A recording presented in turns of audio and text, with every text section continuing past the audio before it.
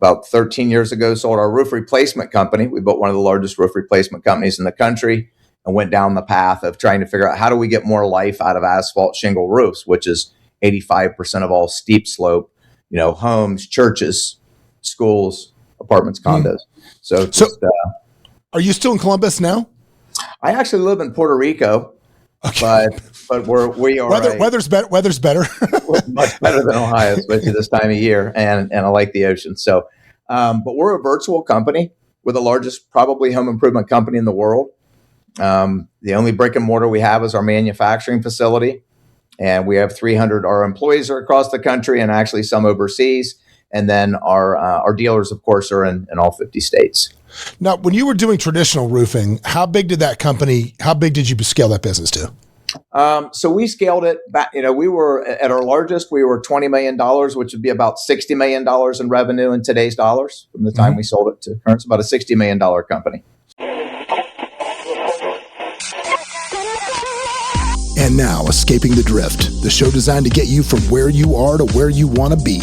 I'm John Gafford, and I have a knack for getting extraordinary achievers to drop their secrets to help you on a path to greatness. So stop drifting along, escape the drift, and it's time to start right now. Back again for another episode of the podcast that gets you from where you are to where you want to be. And today, beaming live to the studio, I got a guy. I love having innovators on the show, people that are doing something different or new or disrupting an industry in a way that hasn't been done before. And this is a gentleman that was introduced to me, and I couldn't wait to get him on here and kind of tell his story, because this is literally a centuries-old profession that hasn't had a lot of change in it in a long time.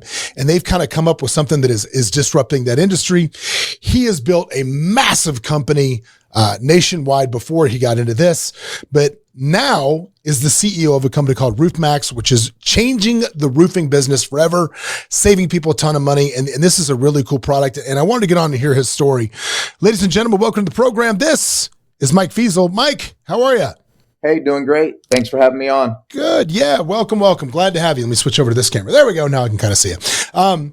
So first off, man, tell me about you. Let's get into who you are as a human first. Sure. So born and raised in a small farming community just outside of Columbus, Ohio. Got in the roofing business right out of high school. And then my brother and I started our own company back in '88. So almost 40 years in the industry, and seen the good, the bad, and the ugly within the roofing industry. And about 13 years ago, sold our roof replacement company. We built one of the largest roof replacement companies in the country and went down the path of trying to figure out how do we get more life out of asphalt shingle roofs, which is 85% of all steep slope, homes, churches, schools, apartments, condos. So are you still in Columbus now? I actually live in Puerto Rico, okay. but we are weather's better. Weather's better. much better than Ohio, especially this time of year, and I like the ocean. So, but we're a virtual company. We're the largest probably home improvement company in the world. The only brick and mortar we have is our manufacturing facility, and we have 300. Our employees are across the country, and actually some overseas. And then our dealers, of course, are in all 50 states. Now, when you were doing traditional roofing, how big did you scale that business to? So we scaled it back. We were at our largest, we were $20 million, which would be about $60 million in revenue in today's dollars from the time we sold it to current. It's about a $60 million company. Well, because the reason I asked if you were still in Columbus is one of my good friends, it just occurred to me when you said that, just had a massive exit to private equity in the roofing business, and they live in Columbus. So I was like, oh. What is his name? His name's Alex Gerhardt is his name. I don't know Alex. Wow, that's interesting. So he's probably on the insurance side. But yeah, private equity is all over the place in the roofing side of things now. Yeah. Anything, I think that's the hedge against AI is anything that, AI is not going to come roof a house, and it's not going to come put an air conditioner in, and it's not going to come plumb your pipes. So that's where private equity is cool again. Yeah. It's moving. Well, it's where the jobs are going to be, and it's what you can keep. So when you exited that company, was that something you were looking for? Or did somebody just come knocking on your door with a check that you couldn't say no to? We were looking at, somebody came knocking on the door, but my brother and I were getting close. We'd been in it for 25 years. There was a lot of changes in the roofing industry, of course, over 25 years. and just decided we wanted to go down this path. So we felt if we completely got out of that side, the roof replacement side of the business, we would have a better opportunity here, which was figuring out how do we get more lives out of asphalt shingles. So we exited back in 2013, partnered with the Soybean Association, Ohio State University, Battelle Labs, which is the largest research and development lab in the world, based out of Columbus, Ohio, and went to work. And so you guys developed this product. This was a problem you took to the lab and said, well, how can we figure this out? So I found the old patent that had sat on the shelf for 17 years, had tried to been a couple companies tried to take it to market, didn't have any success with it. But I think it took a roofer to understand the challenges in the industry and how to bring it to market. And that's what we did. And then we created a generation 2 product through Battelle Labs, increased the product. And then had a lot of testing done with Ohio State University. We had it tested through the same labs that test roofing shingles before they can get an ASTM stamp, right, before it can be sold into the market. So we had all of that testing done and then went to market back in 2017 is when we founded Roof Maxx. Really went hard into the market in late 18. Okay, well, what you just said, you glossed over it, but I found really interesting what you just said, which was, I found an old patent and I just figured they didn't know how to take it to market. Walk me through that entire process, because that's something, if somebody's listening to this right now, right, and you have an expertise in some niche business, sure, you might be able to just start doing patent searches around your business.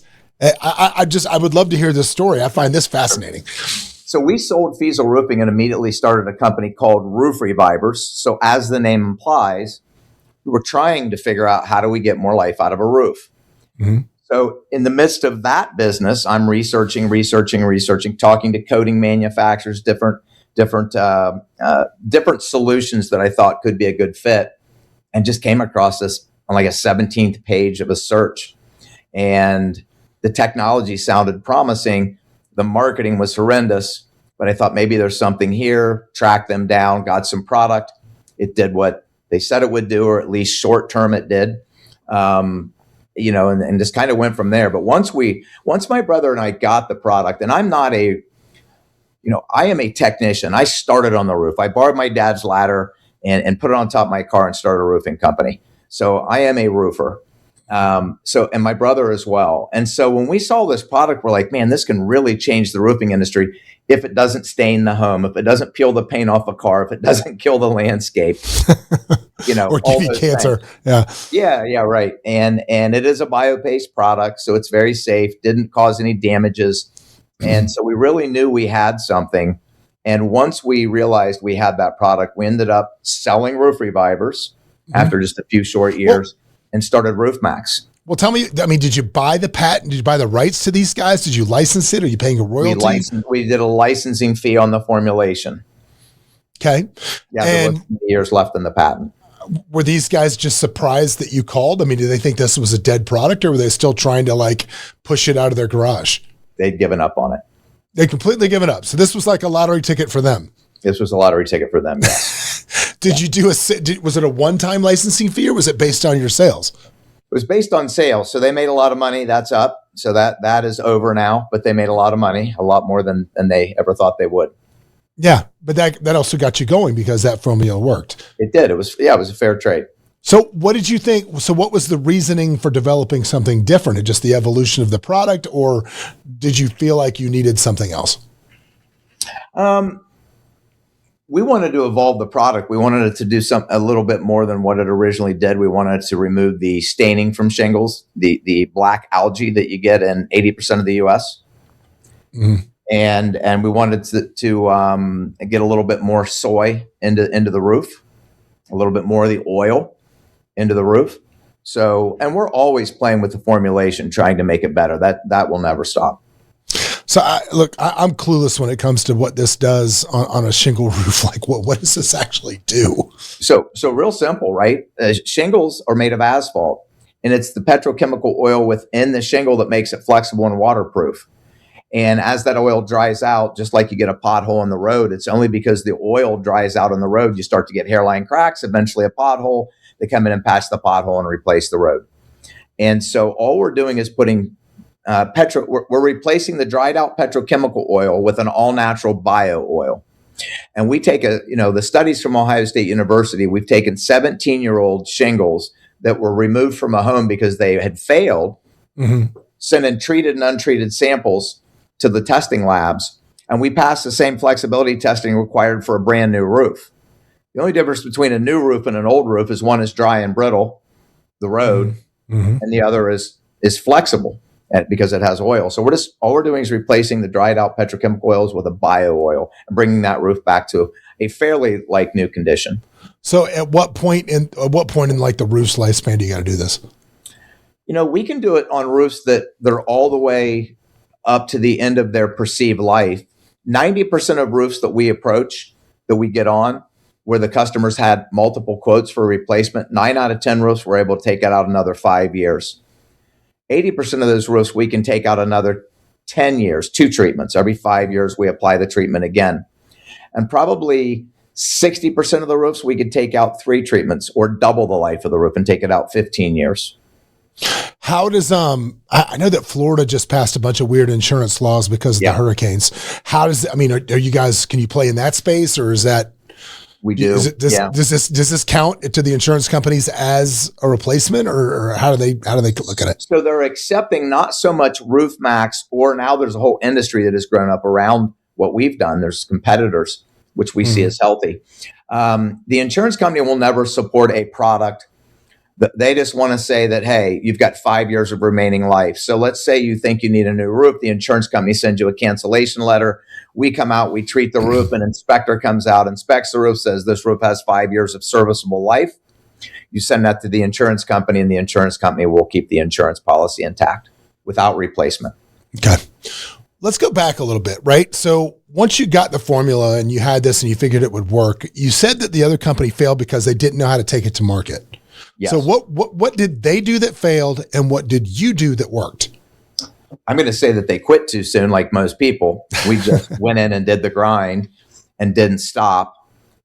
Tenacity, persistence, same with any company. And I think I understood how to take it to market better than they did. They were trying to take it to roofing companies.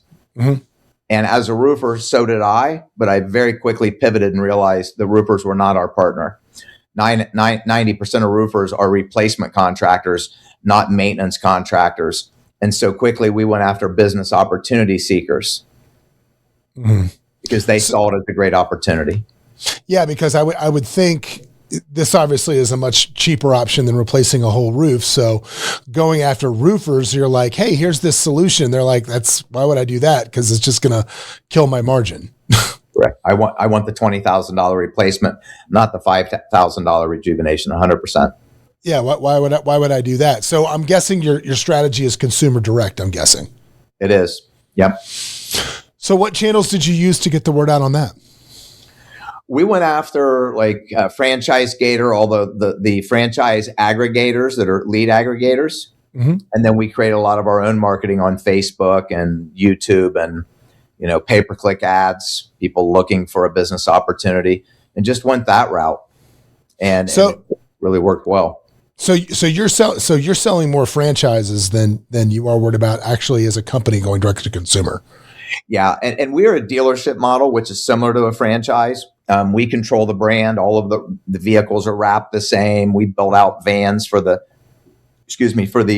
dealers. Then we support them in taking the product to market in their local market. We have marketing programs, TV, radio, direct mail, social media, and that's on the corporate side.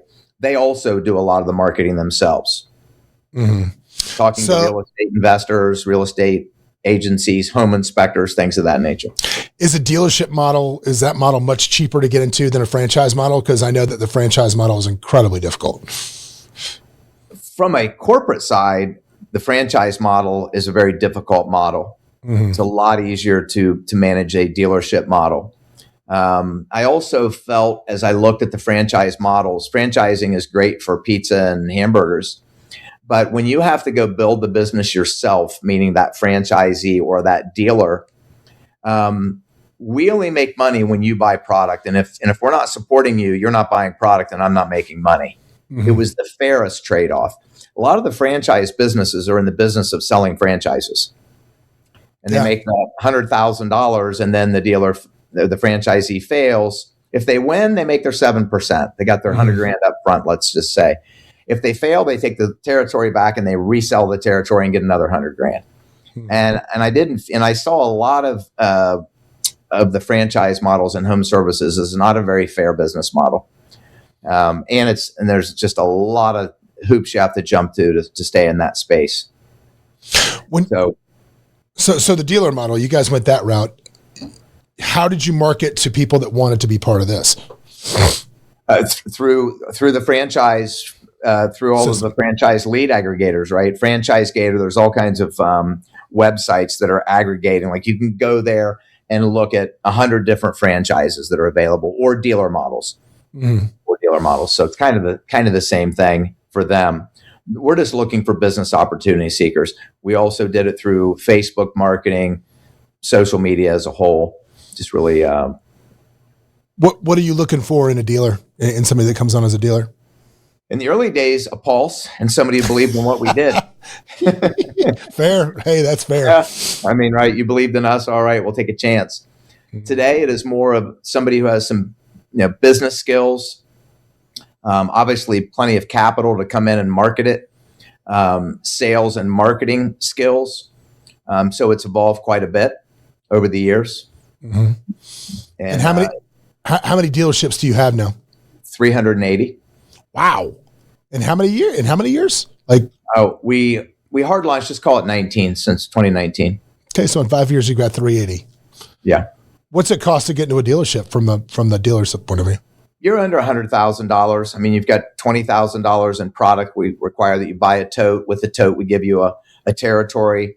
And then you have to invest in the equipment. So let's just say you go buy a full wrap vehicle, built out, brand new, a van wrap. We work with a company, Messer Van Solutions. They'll deliver it to your door, ready to go, down to the caulking gun and the hammer. And that's probably in the $70,000 range, I think. And so you set them up with the equipment, and then they've got to start the marketing side of it. But obviously, you're coaching them through that. But hopefully, you're dealing with people that are a little more innovative and understand how to run marketing into their territories. How big is the territory? Territory is 100,000 population, and because it's such a small purchase on products, so we start very small. But we have dealers now that have 30 and 40 territories. We have dealers that have bought up entire metro markets like Tampa or Detroit. Mm-hmm. Now I know that. Well, I was going to say I know that like in roofing, it's a heavy door-to-door business. The heavy with door-to-door. Yeah. Is that part of what you guys do or no? The roofing business on the storm side, the insurance side was heavy door-to-door. The retail industry in roofing is primarily marketing and not as much door-to-door. The insurance industry is getting squashed right now. So the insurance companies are shutting down the insurance side of it, unless it's really a hailstorm, a big hailstorm, or a hurricane. Yeah. But a lot of the door-to-door guys in the insurance side of roofing, they were going out and knocking on doors. You're missing a shingle. Hey, I can get you a free roof. And that part of the business is being shut down as we speak over the last 2 years. That's kind of done. Well, I know that I remember a different friend of mine at a roofing company. Their whole business model was to look for, to work with real estate people and find properties that were in escrow, and then just say, look, if the sellers will, if you'll pay the seller's deductible, we'll get you a brand new roof before you close. They're selling it anyway. It's not going to affect your insurance. Who cares? So, I can definitely see why they would probably want to close that loophole. When I started in the industry, it was 3% of roofs were replaced by insurance due to hail and hurricanes, and it got up to 33%. 1 in 3 roofs were replaced by the insurance. They hemorrhaged billions of dollars and finally shut that loophole over the last few years. They won't get the genie back in the bottle 100%, but probably down to 10%. Mm-hmm. So now you've got a 23% delta that just has evaporated. So now all these roofers are trying to slide over into the retail space. The roofing industry is down 35% this year compared to last year. Wow. Oh, just because that's gone. Because the insurance. Because of that, because of marketing, because of the economy is a little soft, but it's primarily the insurance side. See, because I'm like, I'm in Vegas. I'm in Vegas, so we don't have asphalt roofs here. Everything is concrete tile. That's what all the roofs are. So for us, it's a little different, but when I, like you said, mentioned Tampa earlier, when I used to live there, and yeah, every roof is that concrete, shingle. So is it really just, I would gotta believe that AdWords is going to be your number one. It's going to be your number one method of marketing this. Cause it's pretty easy to target. I need a new roof. You know what I mean? But I'm sure that those clicks are very expensive. Those clicks are expensive. We do a lot of AdWords. We did about $20 million of TV this year. So just national, local TV, including AdWords. The Google Mafia gets you when you drive a lot of brand awareness. That brand comes over to the internet, and then ad agencies, AdWords agencies start to see that there's millions of or hundreds of thousands of searches for a brand. So it starts to drive up the click. So literally on your lead cost, it was 25 to 35%. The cost of a lead was AdWords because of what I call the Google Mafia. Well, and it's getting worse, man, because now Google search is down. Well, Google search is down 30% because it's all gone to ChatGPT. 60%. That's called the zero click crisis is crushing commerce right now, because 60% of people that go to Google don't click on anything. They get their information from the overview, which is the world's worst landing page. Yeah. And people on ChatGPT. But my avatar, my customer is 50 plus, mostly not on ChatGPT. They're still going to Google. They're still looking at the yellow pages at this point. Some of your customers are. Right. Yeah. That's what they're doing. So you mentioned competition coming into the market, right? So what changes did you guys make you were first to market with this at scale, obviously. Yeah. So what changes did you make to your business when competition came in? What knobs did you turn? What levers did you press?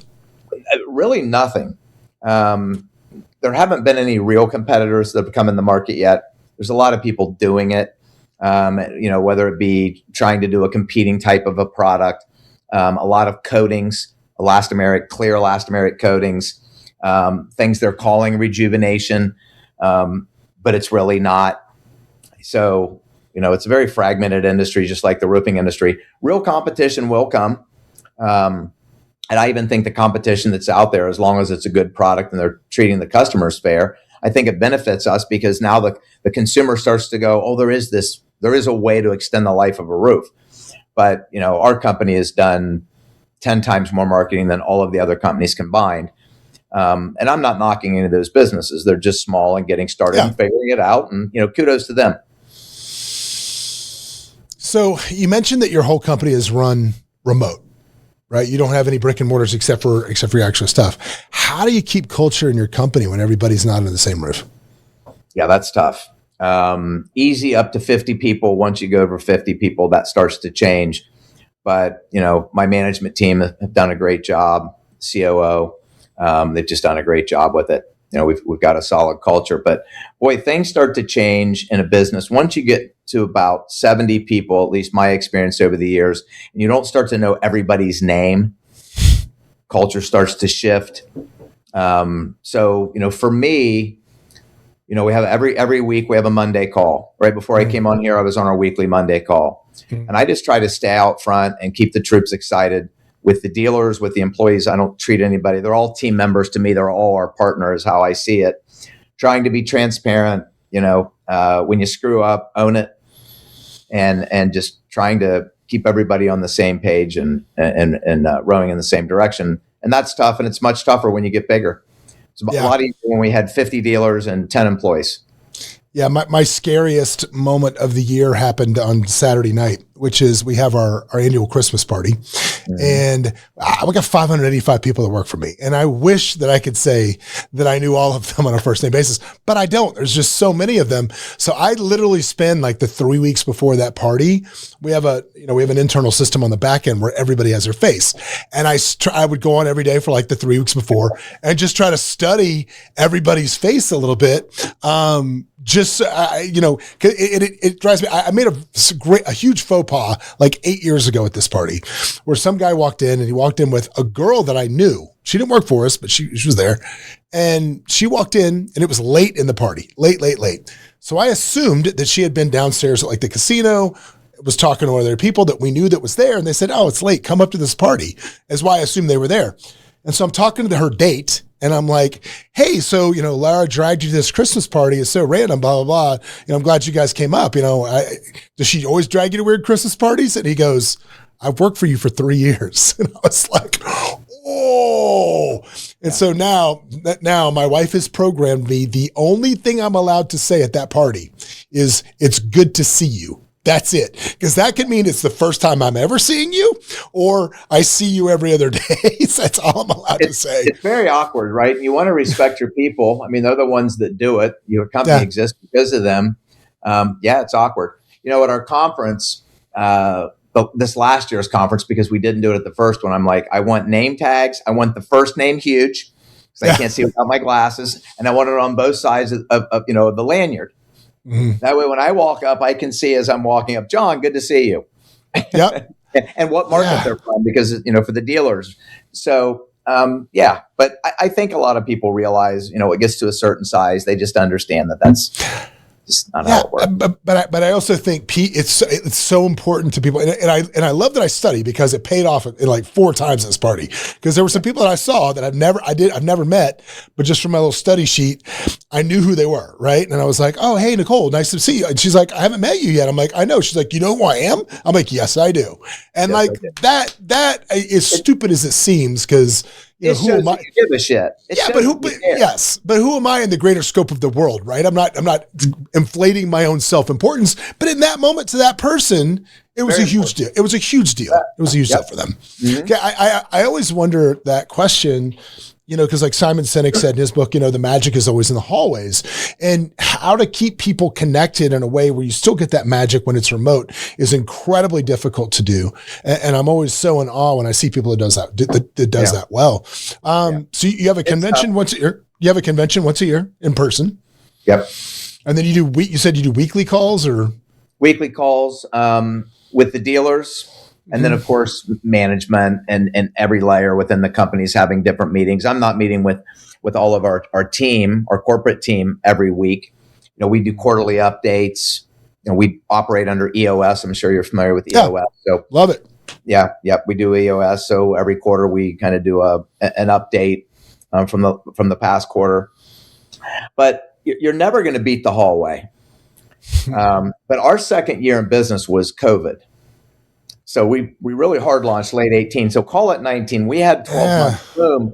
COVID came in, and thank God we were virtual. And I'll be honest, I'm almost 60. I'll never go back to an office. I have no desire. I can go see the dealers. I can go to different locations, and I've got great relationships with the dealers, but I don't have great relationships with all 380 of them. Our dealers early on, my brother and I, Roof Maxx University, which people go through now. Was FaceTime, right? Call me when you get to a roof and I'll walk you through it. Yeah. Right. We had to build all these tools out, all these assets out. It was me, my brother, and my sister. Me and my brother, when we started, quickly my sister started with us. And it was the 3 of us on my kitchen table. So, there was, and when we launched, it went quick. We really grew quick. Was it always the dealer model? Did you come out of the box dealer model, or were you guys just trying to make it go yourselves? Yeah, a friend of mine helped design the dealer model for Renewal by Andersen, if you're familiar with them. Mm-hmm. Renewal by Andersen Windows. So, and they did it under a dealer model. And when we talked about doing this, he's like, don't go the franchise route. He explained to me his reasons. He had helped Renewal by Andersen. He said, most of these companies are now going a dealer model. I researched it, and we just made the decision, let's go the dealer model. Now, it's funny, you mentioned Roof Maxx University on that. So obviously you guys have a full training platform that's built out now. What did you, if you mind me asking, what would you build that out on? It's an LMS. I'm not even sure, to be honest. I'm pretty removed from a lot of that stuff. And after the first few years, we started bringing on, the team. We've got a big tech team and a pretty solid, very solid management structure in place. So, but I'm not sure what our LMS system is. I think we've been through a few of them. Okay. Well, let's talk about you being removed. You moved to Puerto Rico. I'm guessing that had some tax advantage when you moved there. Was that the only reason, or? No, my wife and I was a late bloomer. I got married at 53. And my wife was a school teacher. So we were going to go to Florida in the winters. As a roofer, I always would go to Mexico in the winter and to get out of Ohio. And you can't roof as much in the winter. So we were going to go to Florida for the winter. And I heard about Puerto Rico. I've lived in Mexico twice. I love Latin culture. And I heard about the opportunities in Puerto Rico. We went down and visited and fell in love. We were going to be there 7 months a year, 5 months in Ohio. And within the first 12 months, we're like, why in the hell are we going back to Ohio? Other than to go see family and visit. Yeah. So we've been there full time for almost 7 years. I'll die on the island. We love it there. What's the, are there a lot of expats there? I mean, what's the, I mean. Yeah. Probably 8,000 in my community. We live in a community called Palmas del Mar. I think there are 1,200 families, 800 Puerto Rican families, 400 U.S. families. But, Puerto Rico is different than Mexico. In Mexico, and I've had wonderful friends from Mexico, but I'm still a gringo. Puerto Rico, I'm a second cousin. There's more Puerto Ricans that live in the U.S. than there are on the island. My tax attorney's sister lives in Dublin, Ohio, which is a suburb in Columbus. So there's a very close connection. My good buddy played tennis for Indiana University. So there's such a tight connection. You're not really an outsider. You're more of a second cousin. So culturally, there's a great fit. And I love the Latin culture. So it's an amazing place. It's got its challenges, but the good far outweighs the bad. Have you been there for a hurricane yet? That would be the bad. I haven't hit that yet. So no. Yeah, I have Category 1, but that doesn't count. Yeah, no. Well, I'm Floridian by birth, and I lived in Florida for much of my early life, and it's just so funny. People don't understand about hurricanes, like the world just kind of stops when it happens, and it's just a very odd thing. Because are you doing a lot of what you do in Puerto Rico? Is that a place where you can do it down there? No asphalt shingles. Yeah, no, that's tile down there. Yeah. Tile and flat, all concrete. Yeah, tile and flat roof. So where do you see the company in like 5 years? Where do you see it going? Just continue to do what we're doing. Right now, we're going through a bit of a pivot because of the challenges with marketing. It's been very difficult. 60% zero click, right? So that's driving up cost per lead. Everybody I'm talking to and within the large companies, even medium-sized companies, are getting hit by it. Regional and national companies have an AI overview. When you search Roof Maxx or Roof Maxx reviews, it says reviews are mixed. We have 19,000 reviews, 4.9 stars. They're not mixed. Yeah, no. Right? But Google's trying to be fair and balanced. And then they have the pros and the cons. So like it's on a scale of 1 to 10, it would be about a 3 if you were designing a landing page, maybe a 2. And so people stop at that and they don't make their way to the landing page. So our CPL's gone up. So cost per lead has gone up considerably, and it's putting a lot of pressure on the company. So, but we're making pivots. We're early stage testing with Lowe's. We'll see how that goes. I'm very optimistic that could be a great thing. A lot of our dealers are pivoting to door-to-door, to more guerrilla marketing tactics. We spent $20 million in TV marketing this year. I don't know. We'll probably spend half of that next year because CPL is too high in a lot of markets. We've got markets that were $300 CPLs and now they're $800 CPLs. The break point is about $400 to $500 depending on the dealer, their close ratio, what they charge, their level of skill. So that's happening to everybody. I mean, everybody's getting hammered. I don't believe just in home improvements. I believe it's affecting the broader economy. I can tell you this, we're in the real estate space here. It's what we do. And my lead cost used to run $13, $14. Now granted, it's real estate. So the closing percentage is very low. It's like 2.5%, on internet leads. But now, my lead cost is up to $23, $24. Kills your CAC. Yeah, it's dreadful. Now, luckily for us, housing is keeps going up in Vegas. So the more expensive housing gets, the more we can make. So it definitely offsets the cost. But yeah, it's not good. I mean, we've shifted so heavily into going from pay-per-click into AEO, which is feeding ChatGPT what it needs to return us is the only good result. Because a lot of people think ChatGPT is just, it's super smart and knows everything. The results it's returning are just what it's fed.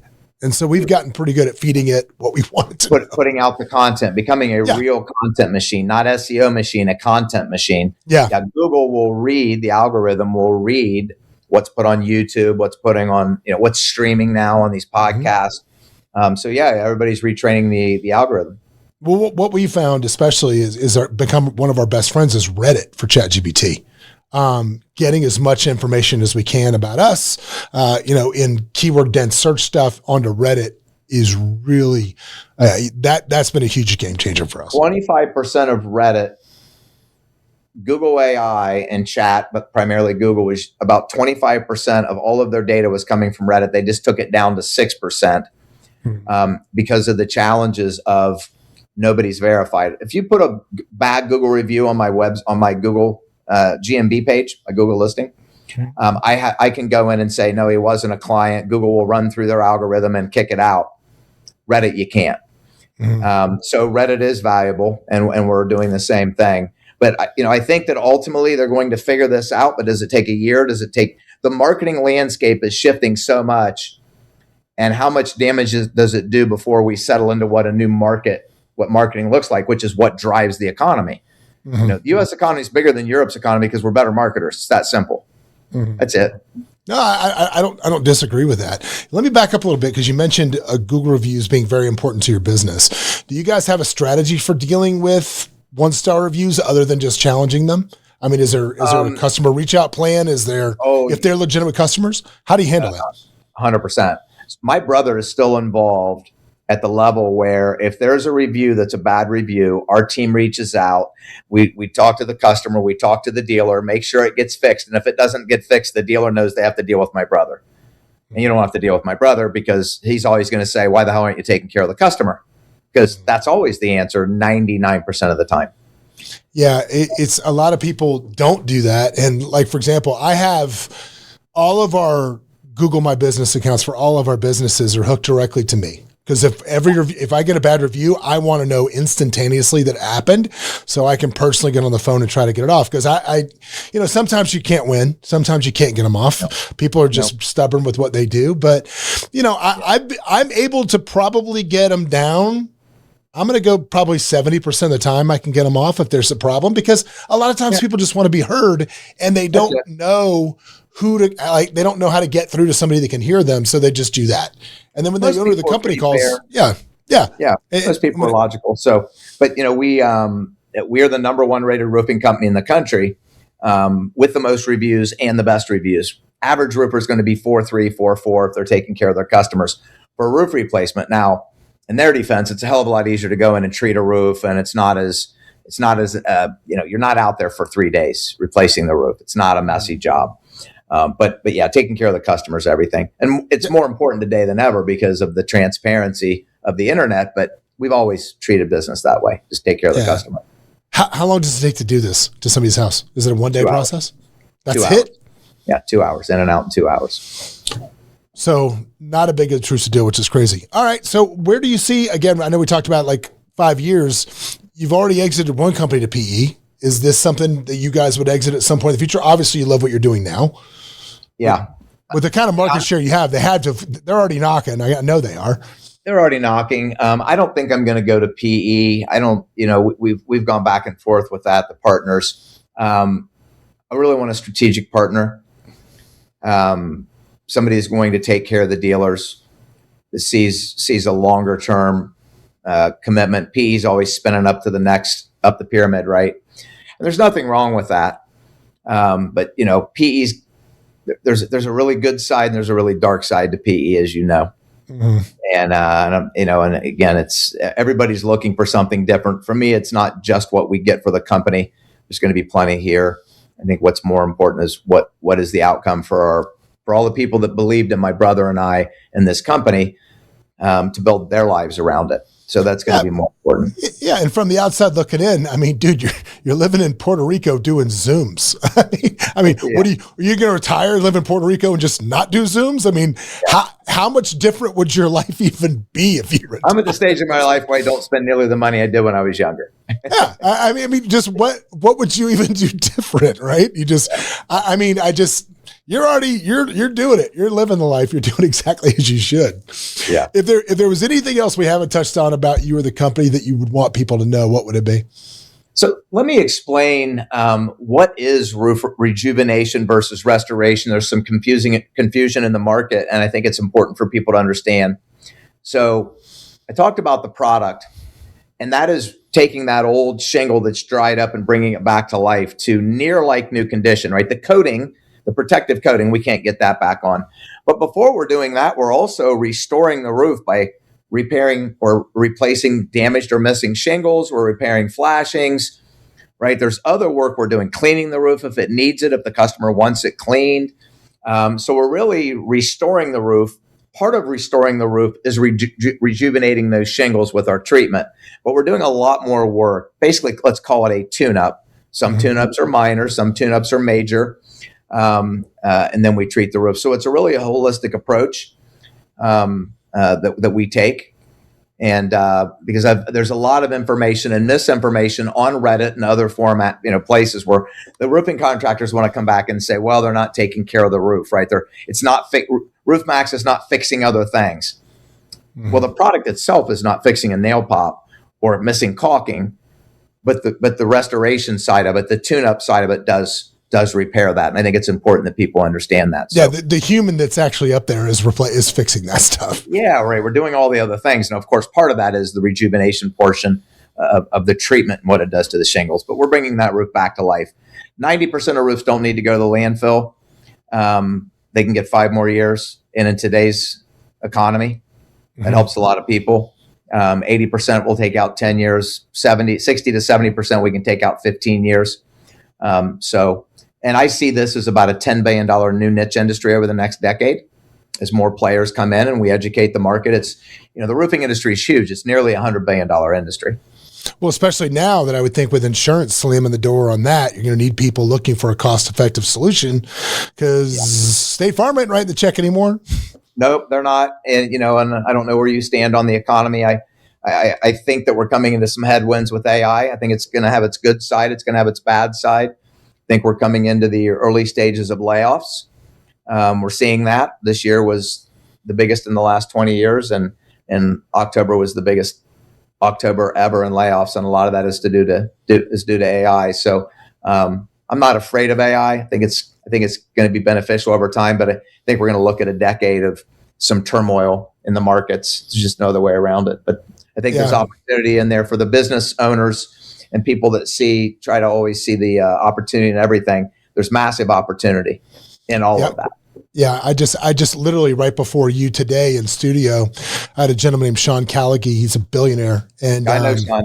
Yeah, okay, there you go. Sean was just on the show today, and we were talking about because his new AI company is pretty amazing, and they're trying to win the race. And I'd asked him, what are your thoughts on where are we headed with people becoming unemployed and because of this? And he, of course, mentioned the universal basic income, which I think is probably the route that it's headed to something, which brings up the next, concern, which is, okay, now you're going to have a whole swath of the population, which is unmotivated and unsatisfied. And that normally for societies tends to be a bad thing. Well, yeah. I mean, you can kind of see what's happening with the youth around the world. Look at, if you want to see, and I don't want to get into the politics of it, but if you just see what the direction the world's going, all you have to do is look over to Europe to see where maybe we're at in another 5 or 10 years. I think that AI is going to speed that up. When 30-year-olds don't have the opportunity, or there's a lot less opportunity for them to buy a home, have a family, right? Things change. Mm-hmm. They're the ones that raise hell, as I would when I was 30. So we are in interesting times, that's for sure. Yeah, I mean, you look at every great civilization in history was toppled because a large percentage of the population became disenfranchised. And so let's hope that we can figure this out in a way that allows people to still have hopes and dreams and still have things that they can chase. That's Do you watch the All In podcast? I do. It's a great podcast, right? And I love that there's four different perspectives there. But you can see we're going to figure this out, right? Humanity always figures it out, but this is in a very compressed time frame, and governments are reactive; they're not proactive at all. I don't think that they can be. So, but there's definitely our work's cut out for us. But I would say the blue collar is a better place to be. Housing is going to be a great place to be. I think the white collar jobs are definitely the entry level. Are already getting hit pretty heavy. Yeah. But I think it's going to work its way up the food chain. I think a COO and a CEO and a CFO, they're always going to have a place at the table, but it's going to be that middle management that's going to get cooked. Yeah. No, I'm not going to disagree with that at all. Not going to disagree. All right. Well, if they want to find you, how do they find you? Roofmax.com, 2 X's, MAXX, roofmax.com. My email is mfeazel, Feazel, @roofmax.com. And we're easy to get a hold of. If somebody's interested in a dealership, roofmaxdealers.com. They're interested in our business opportunity. And we're always looking for great partners. Yeah. I mean, look, if you're out there and you're looking for an opportunity, I mean, blue collar is not going away. I mean, of all the things that can be replaced by things, blue collar is not going to be one of them. So this is definitely something that I would take a look at if I was you. All right. Well, thanks so much for joining us. I appreciate you, Mike. Enjoy Puerto Rico today. I'm sure it's a beautiful day, right? Yeah, it is. It is. Great to meet you. Hey, Merry Christmas. Happy New Year. Take care. All right, everybody. We'll see you next time. What's up, everybody? Thanks for joining us for another episode of Escaping the Drift. Hope you got a bunch out of it, or at least as much as I did out of it. Anyway, if you want to learn more about the show, you can always go over to escapingthedrift.com. You can join our mailing list. But do me a favor, if you wouldn't mind, throw up that 5-star review, give us a share, do something, man. We're here for you. Hopefully you'll be here for us. But anyway, in the meantime, we will see you at the next episode.